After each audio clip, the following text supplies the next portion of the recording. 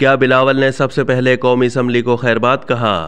मियां साहब और जरदारी के लिए मायने खैज जुमला मौजूए बहस बन गया।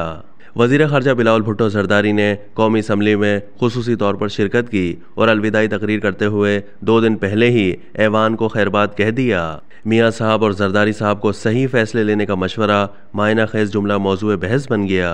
पार्लियामेंट हाउस से रवानगी के वक्त उन्होंने अपने चैम्बर के स्टाफ, बाज़ वज़रा और अरकान पार्लियामेंट से भी अलविदाई मुलाकात की।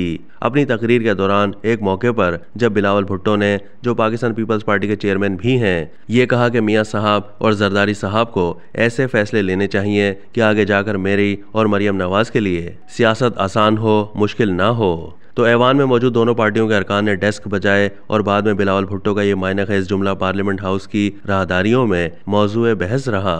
कौमी असम्बली के स्पीकर राजा परवेज अशरफ ने गो कि आज भी मुतादिद बिलों की मंजूरी दी, लेकिन मंजूरी से पहले वो मुहर्रिकीन से बिल के बारे में तमाम तफसीलात पर इस्तफसार करते और फिर मुताल्लिका वजारत के वजीर या पार्लिमानी सेक्रेटरी से बिल की मंजूरी से पहले उनकी राय लेते। यूनिवर्सिटीज़ के बिलों की मंजूरी के मौके पर वफाकी वज़ीर तालीम राना तनवीर ने एक दफ़ा फिर अपना मौक़िफ़ दोहराते हुए कहा है कि हम तालीमी इदारों के क़याम के मुखालिफ हरगिज़ नहीं, लेकिन ये ज़रूर चाहते हैं कि ये तमाम निज़ाम मतलूबा शराइत की तकमील के बाद हो।